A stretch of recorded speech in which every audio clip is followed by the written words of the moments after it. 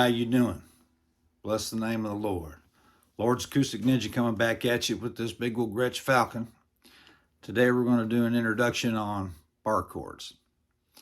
Now when I first started learning how to play bar chords, I got to tell you, I thought they tasted like canal water. Everybody struggles with bar chords when they're first starting out, okay? So don't let that get you down, big brother, little sister. Just takes a little practice, and with a little practice, you be good. I want to talk to you about a little bit about technique. A lot of times our technique gets us in trouble when we're trying to learn how to play bar chords. Here's a couple things that I kind of learned along the way that I hope will help you, help me. Hopefully you'll get some benefit from it. We got to free up that first finger. That's the key. We got to free up the first finger. And we have to know some open chords first. If you don't know the open chords yet, then we're getting ahead of ourselves, because we got to know those first, because guess what? All of our bar chords are based on all these open chords. Okay? So we got to know our open chords first. So assuming we know those, we're going to start out with E. Okay? This is our E chord. We know how to make an E chord. And in this case, the nut here is acting like the bar. This nut's acting like a bar or a capo. So we got to free this up. So to do that, what we have to do is we have to change the position of the E chord. We have to change the position of our fingers the way we normally make the E chord. I know, dadgummit, why didn't you tell me how to do that earlier? Well, it just ain't that way. So what do we got to do? We got to free this up. So instead of making an open E chord like we normally do, let's try this. Well, dang, what can we do here? We can do something like that.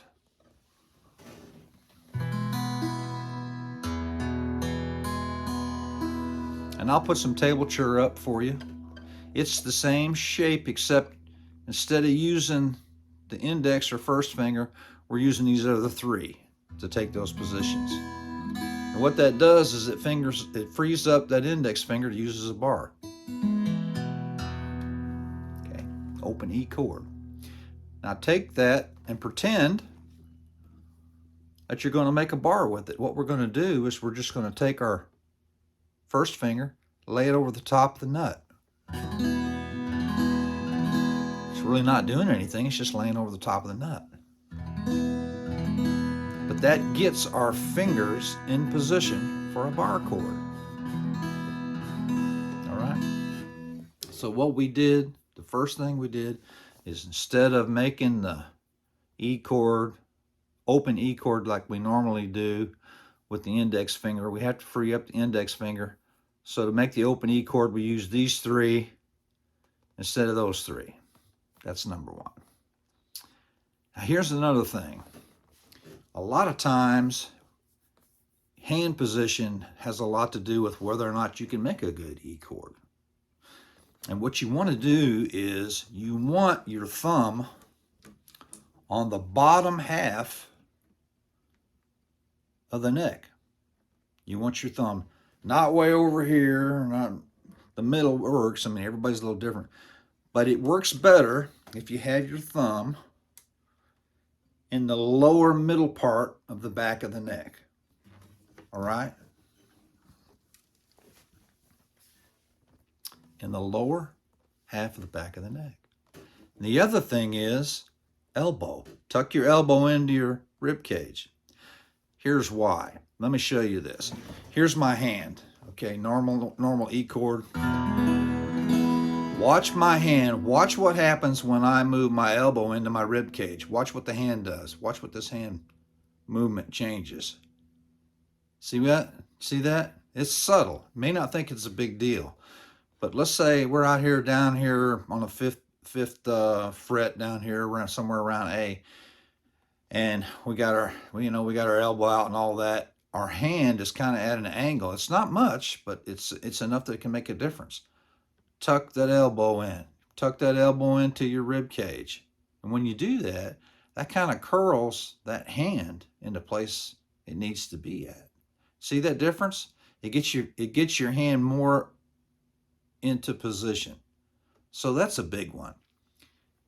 Get your thumb below half center of the back of the neck. Get your elbow into your rib cage. That'll help move that hand over there. Now, if you press real hard with that thumb, it's going to get tired. And it'll hurt. And it makes the bar chords harder to play. So, with your thumb in the lower middle half of the back of the neck, and your elbow into your rib cage, push a little bit, not a lot, but a little bit into that neck to help you make that bar chord. And if you're really, really struggling, do this. Double up your fingers to get used to that index being a bar. And this kind of worked for me when I was first learning. It kind of helped. So here's the technique. Thumbs in the right position, lower middle half of the back of the neck. On the 5th fret, bring that finger over, and then bring your middle finger over the top of it, and use the two to help push it down.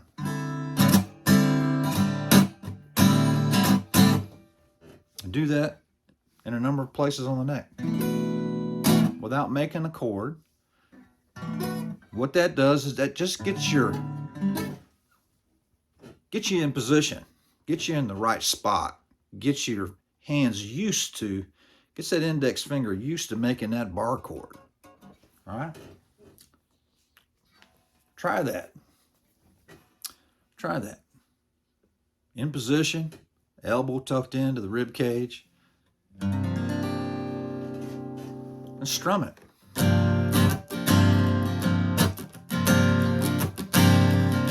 These other fingers aren't doing anything, they're just hanging out.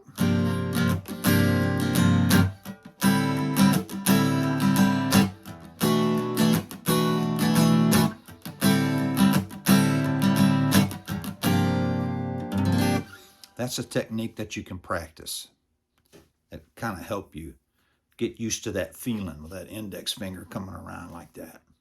All right. So remember, E chord, we changed the way we make that E chord. All right. We changed the way we did it. Here's that E chord. We got to free up this index finger. We put it over the top of the nut,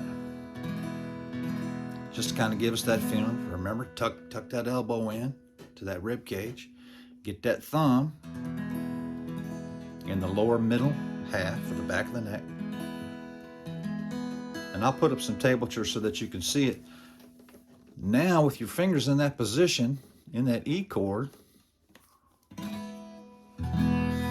slide that down 3 frets. 1, 2, 3. And guess what you got?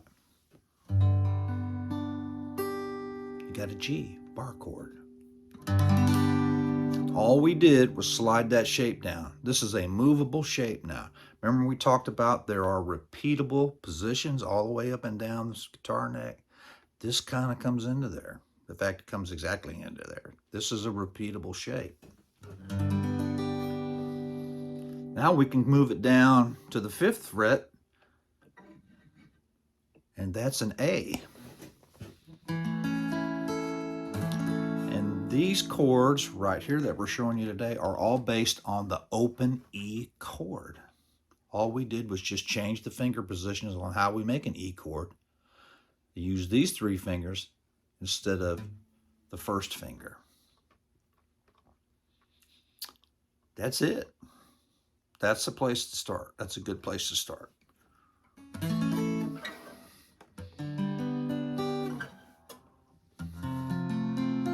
probably one of the hardest ones to make. That's the F.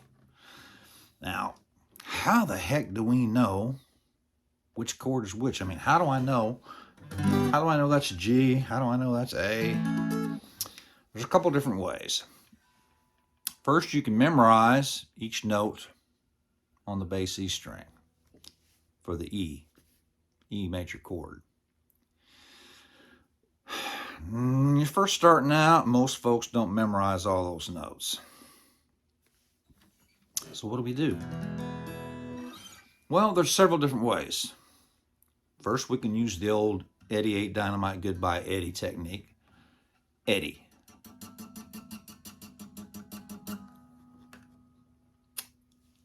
G. A. Remember when we said A? Eddie, 8, dynamite, good, that's G, open G. Same note. Same thing for A, Eddie, 8.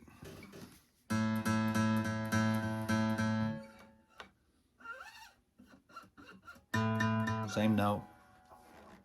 Or you can use a tuner to help you find that note. Because the root note, when you're playing these E chords, these E bar chords, that root note is the key you're in. And because that's G,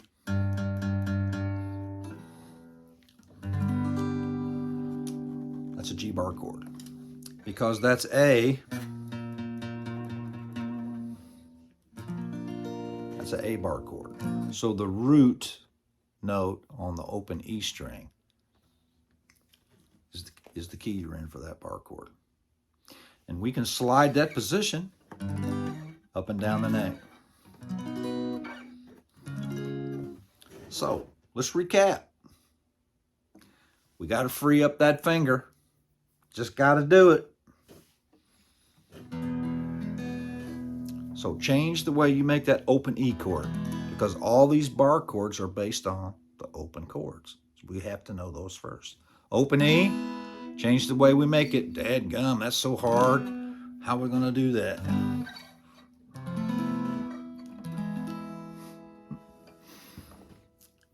We remove that finger and use these other three. Slide it over the nut. It's not doing anything. All that does is get your finger in the proper positions when you start going up and down the neck. That's all that exercise is for.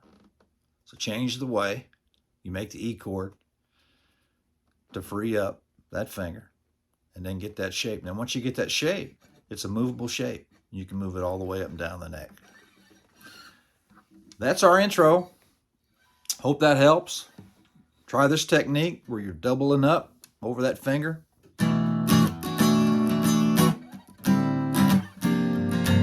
To kind of get you used to that index finger being in there. And there's another thing we can do. If you got a capo, take a capo. Let's throw this capo down here. Let's do this. Put a capo on it. Remember that finger position that we had before? With the capo on, this takes the place of the bar chord, or the bar. Your finger is the bar. But we're going to put the capo in there instead. And this way you can practice that alternate E chord, open E chord position.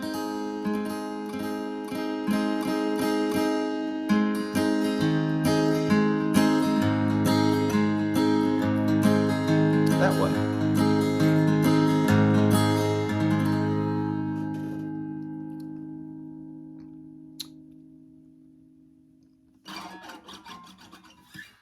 Hopefully some of that helped me. I know that's kind of lengthy. Remember, tuck that elbow into your rib cage. Get your thumb on the second, the lower half of the middle of your neck. Change the position of your E chord, of your open E chord, to these three strings, to these three fingers instead of these three. And then that position is movable up and down the neck to hit all these different chords. Now this is just the intro to bar chords. We're going to do a bunch of different bar chords later on, but this is just an intro to get you started, hopefully. Try those techniques, see if they help you out a little bit. I hope they do. They helped me some, but that's a long time ago. There's one other thing I almost forgot. When you're using that finger to make the bar, try not to lay it down flat, because that part is soft. Try to roll it a little bit, this is an exaggeration, on its edge, because the edge of that finger is bonier and it makes a cleaner bar. So not that, kind of roll a little bit, not a lot, doesn't take much, just roll it a little bit.